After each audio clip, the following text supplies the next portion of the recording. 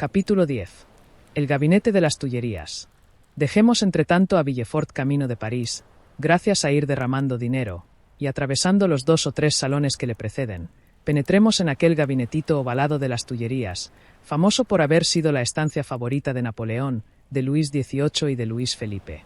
Sentado a una mesa, que procedía de Harwell, y que por una de esas manías comunes a los altos personajes tenía en particular estimación, el rey Luis XVIII escuchaba distraído a un hombre de 50 a 52 años, cabello cano y continente aristocrático y pulcro.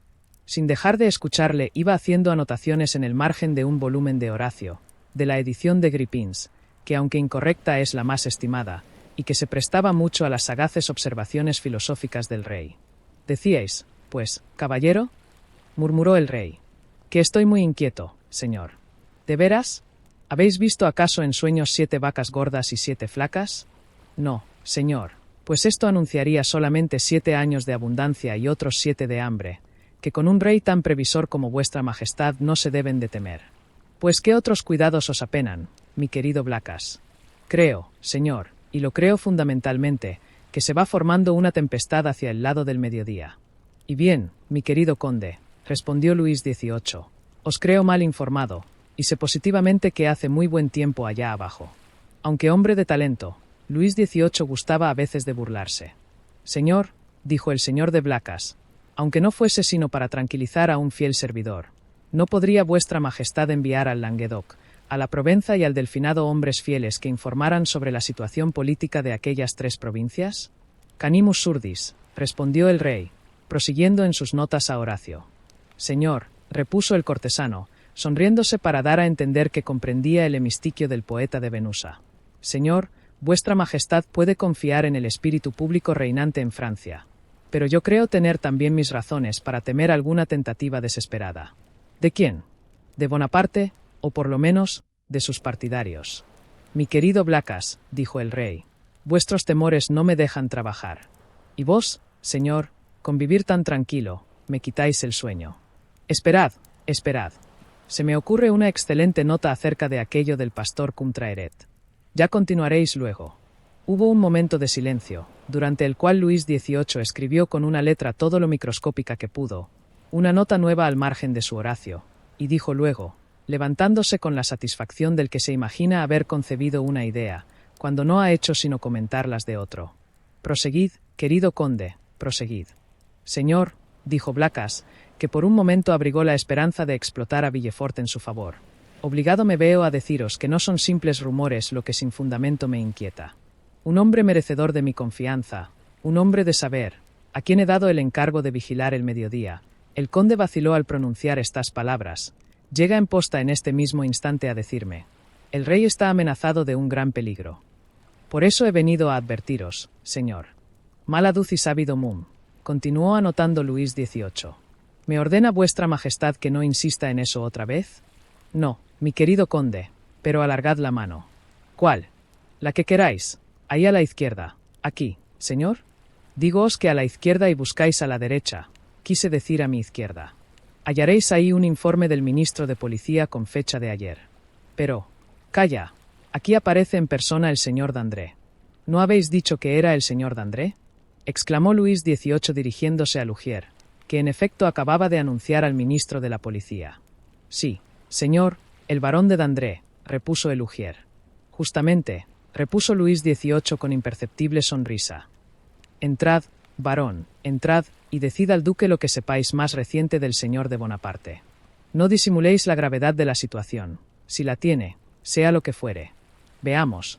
¿Es en efecto la isla de Elba un volcán pronto a vomitar sobre nosotros las llamas de la guerra, bella, hórrida bella?» El señor Dandré pavoneóse con gracia, apoyando las manos en el respaldo de un sillón, y contestó: «¿Se ha dignado vuestra majestad pasar los ojos por mi informe de ayer?» «Sí, sí, pero decídselo al conde, decidle lo que reza este informe, que no puede encontrar. Explicadle lo que hace el usurpador en su isla». «Señor», dijo el barón al conde, «todos los vasallos de su majestad deben de regocijarse con las noticias que tenemos de la isla de Elba. Bonaparte». Y el señor Dandré fijó los ojos en Luis XVIII, que, ocupado en escribir una nota, no levantó la cabeza. «Bonaparte», continuó el barón, «se aburre mucho. y pasa los días de sol a sol viendo trabajar a los mineros de Portolongone. Y se rasca para distraerse, añadió el monarca. ¿Se rasca?, preguntó el conde. ¿Qué quiere decir vuestra majestad? Olvidáis, mi querido conde, que ese coloso, ese héroe, ese semidios sufre de una enfermedad cutánea que le consume. Y hay más, señor conde, continuó el ministro de policía. Estamos casi seguros de que dentro de poco tiempo estará loco. ¿Loco? De remate, su cabeza se debilita. Tan pronto llora a mares como ríe a carcajadas. Otras veces se pasa las horas muertas arrojando al agua piedrecitas, y al verlas rebotar en la superficie se queda tan satisfecho como si hubiera ganado otro marengo a otro Austerlitz. No me negaréis que estos son síntomas de locura. O de sobrado juicio, señor barón, dijo Luis XVIII riendo. Arrojando piedrecitas a la mar se solazaban los grandes capitanes del tiempo antiguo. Leed si no en Plutarco la vida de Escipión el africano. A la vista de estos dos hombres tan tranquilos, el señor de Blacas vaciló unos instantes, porque Villefort no había querido decirle todo lo que sabía, sino lo que bastaba a alarmarle, para no perder todo el valor de su secreto. Vamos, Dandré, dijo Luis XVIII. Blacas aún no está convencido. Contadle la conversión del usurpador. El ministro de policía se inclinó. ¿Conversión del usurpador?, murmuró el conde mirando al rey y a Dandré. ¿El usurpador se ha convertido? Del todo, querido conde. ¿Pero a qué? A los buenos principios. Vamos, explicádselo, varón. Escuchad, pues, dijo el ministro con mucha gravedad. Hace unos días, ha pasado Napoleón una revista, en que 2 o 3 de sus viejos gruñones, como él los llama, manifestaron deseos de volver a Francia, en lo que consintió exhortándoles a servir a su buen rey. Tales fueron sus propias palabras, señor conde, lo sé de buena tinta. Y ahora, Blacas, ¿qué diréis?, exclamó el triunfante monarca dejando de compulsar el volumen que tenía abierto delante de él. Digo, señor, que o el ministro de policía o yo nos equivocamos, peso como es imposible que el equivocado sea él, que tiene el cargo de velar por vuestra majestad, es más probable que yo lo sea. No obstante, señor, yo en lugar vuestro interrogaría por mí mismo a la persona que aludo, y por mi parte insistiré en que siga vuestra majestad este consejo. Enhorabuena, conde. Presentádmelo y lo recibiré, pero con las armas en la mano. Señor ministro, ¿tenéis algún parte de fecha más moderna que este, que es del 20 de febrero y estamos a 3 de marzo? No, señor, pero lo estaba esperando de un momento a otro, cuando salí esta mañana, y es posible que haya llegado durante mi ausencia. Ide, pues, a la prefectura, y si no ha llegado, ejem, dijo riendo Luis XVIII, inventad uno. ¿Sería la primera vez? Oh, señor, dijo el ministro, a Dios gracias, nada hay que inventar en cuanto a eso, porque todos los días nos llueven denuncias, y muy detalladas, de infelices que creen hacer un servicio y esperan que se les pague. La mayor parte ven visiones, pero esperan que la casualidad las convierta hoy o mañana en realidad. Está bien, ide, y tened en cuenta que os espero, dijo el rey Luis XVIII. No haré sino ir y volver. Antes de 10 minutos estoy de vuelta. Yo, señor, voy en busca de mi mensajero, dijo el señor de Blacas. Aguardad un instante, respondió Luis XVIII. A decir verdad, conde, debo cambiaros las armas del escudo. Pondréis desde ahora un águila volando con una presa entre sus garras que pugna en vano por escapársele, y esta divisa, tenax. Ya escucho, señor, dijo impaciente el señor de Blacas. Quería consultaros sobre este pasaje, Molli fugies anelitu. Ya sabéis, se trata del ciervo que huye del lobo. No sois cazador, ¿y de lobos? Entonces, ¿qué os parece el Molli anelitu? Admirable, señor, pero mi hombre es como el ciervo de que habláis. En 3 días escasos ha recorrido 220 leguas, en silla de posta. Buena tontería, cuando el telégrafo sin cansarse nada gasta 3 o 4 horas solamente. Ah, señor, qué mal pagáis a ese pobre joven, que viene tan apresurado a dar a vuestra majestad un aviso útil. Aunque no sea sino por el señor de Salvieux que me lo recomienda, os ruego que le recibáis bien. ¿El señor de Salvieux, el chambelán de mi hermano? El mismo. Está efectivamente en Marsella. Desde allí me ha escrito. ¿Os habla también de esa conspiración? No, pero me recomienda al señor de Villefort, encargándome que le traiga a la presencia de vuestra majestad. El señor de Villefort, exclamó el rey. ¿Ese mensajero es el señor de Villefort? Sí, señor. ¿Y es el que viene de Marsella? En persona. ¿Por qué no me dijisteis su nombre desde un principio? Exclamó el rey, cuyo semblante reflejó de repente cierto aire de inquietud. Creía que os era desconocido. No, no, Blacas, es un hombre de talento, de miras elevadas y sobre todo ambicioso. Me parece que vos conocéis de nombre a su padre. ¿A su padre? Sí, a Noirtier. ¿Noirtier, el girondino? ¿Noirtier, el senador? Exacto. Y vuestra majestad emplea al hijo de semejante hombre. Blacas, amigo mío, vos no sabéis vivir. ¿No os dije que Villefort es ambicioso? Por medrar sacrificará hasta a su padre. ¿Con qué le traigo? Enseguida, enseguida. ¿Dónde está? Debe de esperarme abajo, en su carruaje. Iré a buscarle. Voy enseguida. El conde salió de la cámara con la rapidez de un joven, porque su sincero realismo le prestaba el ardor propio de los 20 años, y se quedó Luis XVIII solo, volviendo a hojear el libro entreabierto y murmurando, «Justum et tenacem propositi virum». Con la misma rapidez volvió el señor de Blacas, pero en la antecámara se vio obligado a invocar la autoridad del rey, porque el traje empolvado y no conforme a la etiqueta de Villefort alarmó al señor de Breze, que no comprendía cómo un hombre pudiera atreverse a presentarse al rey de aquella manera. Pero el conde allanó todos los obstáculos con esta sola frase, por orden de su majestad, y a pesar de cuantas reflexiones hizo el maestro de ceremonias, penetró Villefort en la cámara regia. El rey se hallaba sentado donde le dejara Blacas, por lo que al abrir la puerta Villefort hallóse frente a frente del monarca.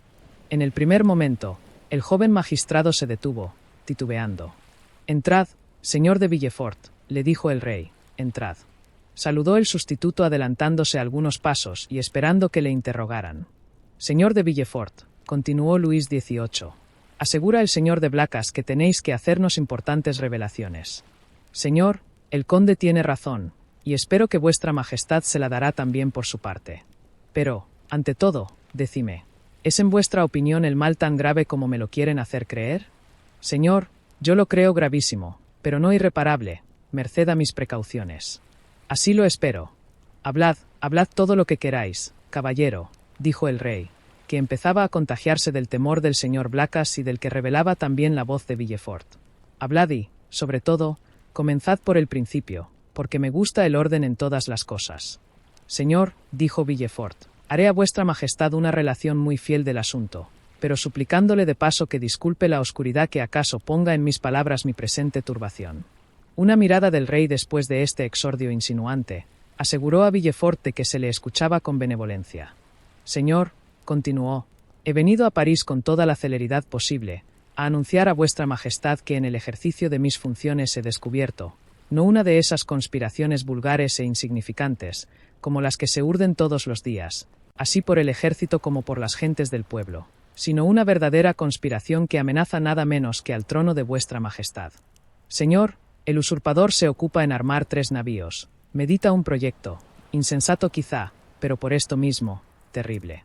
En estos momentos debe de haber salido de la isla de Elba, ignoro en qué dirección, pero seguramente intentará un desembarco en Nápoles, en las costas de Toscana, o quizás en nuestro mismo suelo.